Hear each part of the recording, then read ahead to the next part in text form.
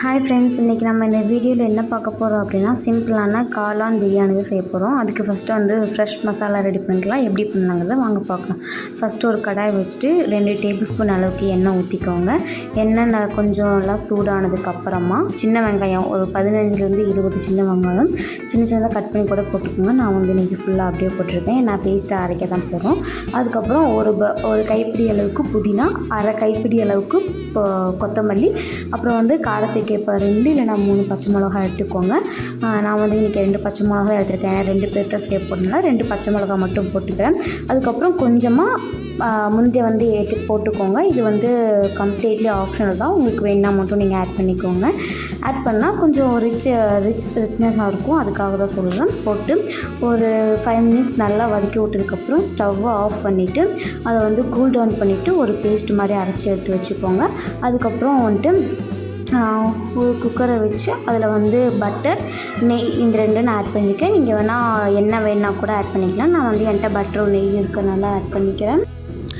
எண்ணெய் கூட கம்பேர் பண்ணும்போது பட்டரும் கீயும் ஃப்ளேவர் வந்து இன்னும் என்ஹான்ஸ் பண்ணி தரும். அதுக்காக தான். அதுக்கப்புறம் வந்துட்டு ஒரு கிராம்பு, 2 கிராம்பு, ஸ்டார் அனீஸ் 1, 2 ஏலக்காய், சோம்பு கொஞ்சம், பட்டை, ஜாவித்ரி, பிரியாணி இலை இதெல்லாம் போட்டு ஒரு தடவை நல்லா மிக்ஸ் பண்ணதுக்கப்புறமா வெங்காயம் 2 பெரிய வெங்காயம் வந்து கட் பண்ணி வச்சுருக்கேன். இந்த மாதிரி உதுத்து போட்டுக்கோங்க. அப்போ தான் வந்துட்டு சீக்கிரமாக வெந்து வரும், நல்லா குலைவாகவும் வேகும். அதுக்கப்புறம் ஒரு டேபிள் ஸ்பூன் அளவுக்கு இஞ்சி பூண்டு போட்டுக்கிறேன். போட்டு ஒரு அடி பிடிக்காமல் ஒரு தடவை நல்லா கிளறி விட்டுக்கோங்க. நல்லா கிளறினதுக்கப்புறமா வெங்காயம் வெந்ததுக்கப்புறம் தக்காளி வந்து போட்டுக்கோங்க. சின்ன சைஸ் தக்காளி போதும். இதுக்கு வந்து அதிகமாக தக்காளி தேவைப்படாது. அப்புறம் நம்ம அரைச்சி வச்சுருக்க பேஸ்ட்டை வந்து இது கூட போட்டு ஒரு தடவை நல்லா மிக்ஸ் பண்ணி விட்டு அந்த பச்சை வாசம் போக விடுங்க. ஒரு 2 நிமிஷம் குக் பண்ணினா அந்த பச்சை ஸ்மெல் போயிடும். அதுக்கப்புறம் நான் ஒரு கப் அளவுக்கு காளான் எடுத்துருக்கிறது வந்து ஒரு 200 கிராம் இருக்கும். ஒரு பேக்கெட் இருக்குல்ல, அந்த பேக்கெட் அதில் சின்னதாக கட் பண்ணி இந்த மாதிரி போட்டு தேவையான அளவு ஒரு டேபிள் ஸ்பூன் மட்டும் மிளகாத்தூள் வந்து போட்டுக்கிறேன். ஃபஸ்ட்டே வந்துட்டு நம்ம காரத்துக்கு 2 பச்சை மிளகாய் போட்டிருக்கனால காரத்துக்கேற்ப பார்த்து நீங்கள் வந்து மிளகாத்தூள் வந்து போட்டுக்கோங்க. அது பிரியாணிக்கு தேவையான அளவுக்கு உப்பு வந்து நீங்கள் ஆட் பண்ணிக்கோங்க. ஆட் பண்ணிவிட்டு ஒரு தடவை நல்லா மிக்ஸ் பண்ணி விட்டுட்டு தேவையான அளவு தண்ணி, நான் வந்து இன்றைக்கி 1 கிளாஸ் எடுத்துருக்கனால அதுக்கு வந்து 2 கிளாஸ் தண்ணி வந்துருக்கேன். அந்த மசாலா வந்து அந்த பவுலில் இருக்கனால அது கூட தண்ணி மிக்ஸ் பண்ணி நான் வந்து கரைச்சி ஊற்றிக்கிறேன்.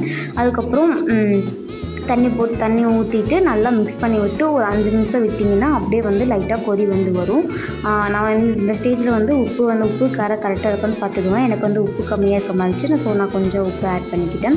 காரம் ஓகேன்னா உங்களுக்கு ஓகே, இல்லைனா நீங்கள் வந்து மிளகாத்தூள் கூட ஆட் பண்ணிக்கோங்க. இப்போ பாருங்கள், இந்த கிரேவி வந்துட்டு நல்லா தண்ணி வந்து நல்லா கொதித்து வந்ததுக்கப்புறமா கழுவி வச்சுருக்க அரிசியை வந்து இதில் போட்டுக்கலாம். நான் வந்து இன்றைக்கி ஒரு டம்ளர் வந்து அரிசி எடுத்திருக்கேன். அரிசி போட்டு நல்லா மிக்ஸ் பண்ணி விட்டு இன்னொரு டைம் டேஸ்ட் பண்ணி பார்த்துக்கோங்க. தண்ணியில் வந்துட்டு உப்பும் காரமும் லைட்டாக அதிகமாக இருக்கணும். அப்போ தான் வந்துட்டு சாப்பாடு வெந்து வரும்போது உப்பு காரம் எல்லாம் கரெக்டாக இருக்கும்.